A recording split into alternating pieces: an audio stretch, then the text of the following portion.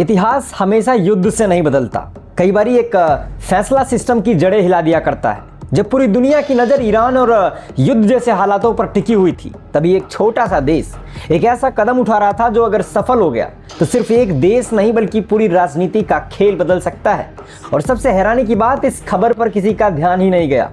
नमस्कार, मैं हूं आकाश, आप देख रहे हैं एसटी इनपुट टीवी, जहां हम खबर नहीं दिखाते, हम सिस्टम के अंदर चल रहे खेल को समझाते हैं। अब जरा ध्यान से सुनिए, क्योंकि जो आप जानने वाले हैं वो सिर्फ एक खबर नहीं बल्कि एक संभावित क्रांति है। यह कहानी है नेपाल की, जहां हाल ही में एक नए प्रधानमंत्री ने शपथ ली। नाम है बालेंद्र शाह, जिन्हें लोग बालन शाह के नाम से भी जानते हैं।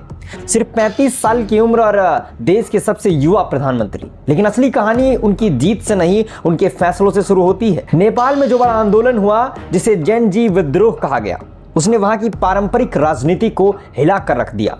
जनता सड़कों पर थी, गुस्सा सिस्टम के खिलाफ था और उसी गुस्से ने एक नए चेहरे को सत्ता तक पहुंचा दिया। सरकार बनते ही बालेंद्र शाह ने एक 100 पॉइंट का गुड गवर्नेंस रोड मैप पेश किया। सुनने में यह एक सामान्य सरकारी प्लान लगता है, लेकिन इसके अंदर जो फैसले हैं वो इस पूरे क्षेत्र में पहले कभी नहीं देखे गए। सबसे पहले वार किया गया सिस्टम की जड़ों पर। अब नेपाल में कोई भी सरकारी अफसर, कोई भी कर्मचारी, यहाँ तक कि सरकारी टीचर और प्रोफेसर भी किसी राजनीतिक पार्टी से जुड़े नहीं रह सकते।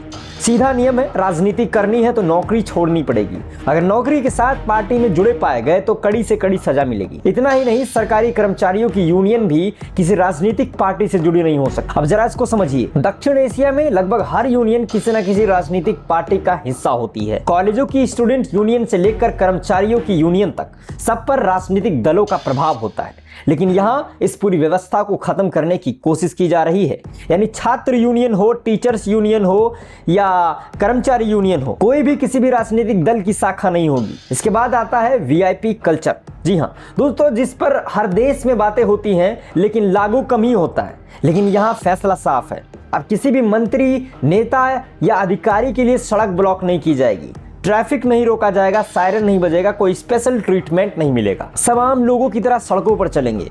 अब तक आपने ये सब सुना, लेकिन जो अगला फैसला है वही इस पूरी कहानी का असली केंद्र है। अब नेपाल में सभी मंत्री, सभी सांसद और सभी सरकारी अधिकारी अपने बच्चों को सिर्फ सरकारी स्कूलों में ही पढ़ा सकेंगे। अगर कोई अपने बच्चे को प्राइवेट स्कूल में पढ़ाना चाहता है तो उसे सरकारी नौकरी छोड़नी पड़ेगी। अब इसका लॉजिक समझिए, क्योंकि यहीं पर असली गेम बदलता है। आज तक क्या होता था, नेता पॉलिसी बनाते थे, अधिकारी उसे लागू किया करते थे, लेकिन उनके खुद के बच्चे प्राइवेट स्कूलों में पढ़ते थे, इसलिए उन्हें कभी फर्क नहीं पड़ा कि सरकारी स्कूलों की हालत क्या होगी। लेकिन अब जब उनके खुद के बच्चे सरकारी स्कूलों में पढ़ेंगे तो मजबूरी बन जाएगी कि वो सिस्टम को खुद से ठीक करेंगे।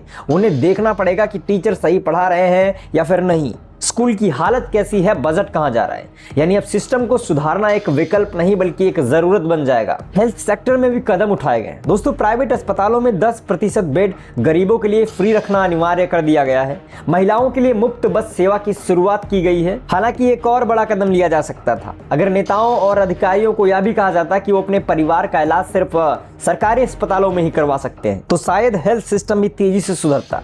लेकिन यहाँ भी एक बड़ी समस्या है, सरकारी अस्पताल पहले से ही ओवरलोडेड है और अगर वीआईपी लोग भी वहीं जाने लगे तो आम जनता के लिए जगह ही नहीं बचेगी।